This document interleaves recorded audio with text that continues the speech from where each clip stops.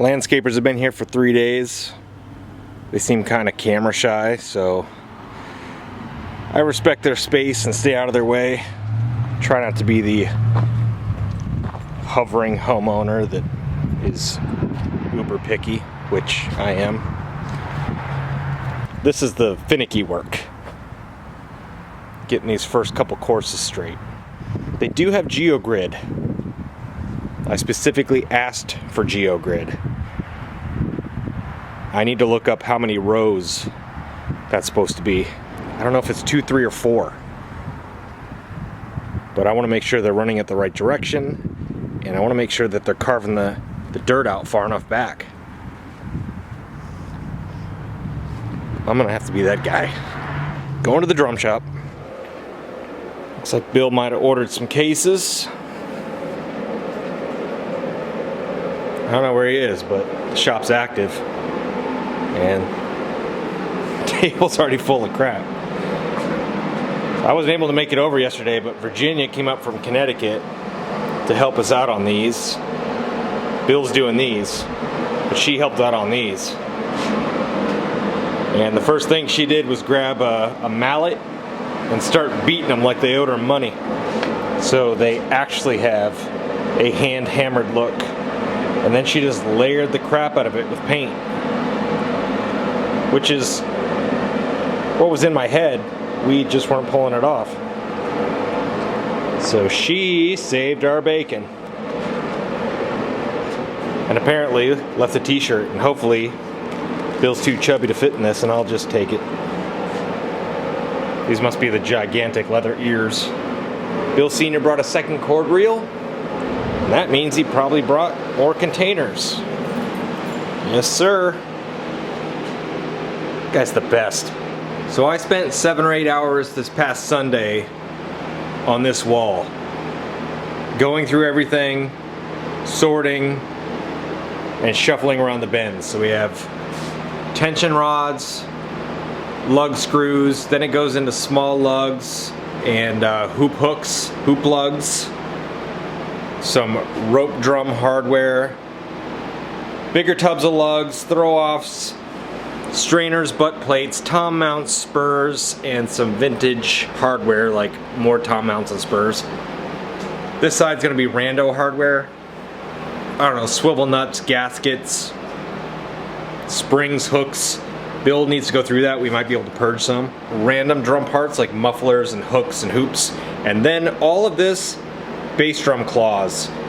And it's mostly vintage. I think Bill bought it a huge lot from someone years ago. And since repairs and restorations do come through, that is helpful.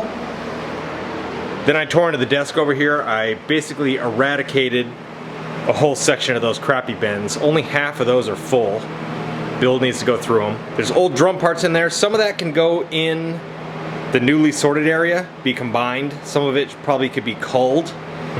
And then that box can be for his brass instrument repair. Not sure if I'll get to that tonight. Drill press is gonna stay here. Tormac. Cleaner probably gets pushed back. I'm gonna let Bill take care of that and his desk. Random hardware I'd thrown in a box. That's what I'm going through today. I just brought out all the random hardware bins. Combined a few because we had started getting mixed up. Labeling the handles. And I got things that are too big but not enough of them to fill a large bin, so I'm gonna cut wooden dividers to split these up. It's gonna be grand. I believe he's making aluminum knobs for those guitars. And spraying. What are you spraying? Just some clear coat on these. It's just an acrylic. Something that's compatible with the spray paint that's underneath. Sort of going for kind of a semi-gloss, which I think will match the bodies pretty nicely. Virginia really saved our proverbial bacon coming in and working on these. Basically, she picked up the guitar body. She's like, well, the first thing you gotta do is hit him with a hammer.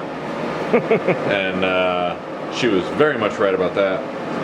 But I'm nervous to do that to the headstocks because of the amount of tension that the strings put on that sort of, you know, structure there. I'm nervous to take a hammer to that and compromise the strength of the wood. So I just went for the paint. But the hammered bodies look sick. I'm very happy with those.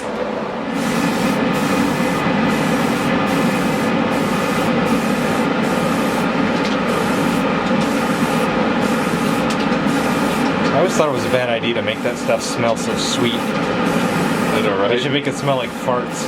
Yeah. It does smell delicious. Of course, there is a subsection that would love huffing farts too, so. Yeah, you've got a good point. I have to make volume and tone knobs for these guitars, but I don't really know what I'm doing, so I'm making an end pin adapter for my bass.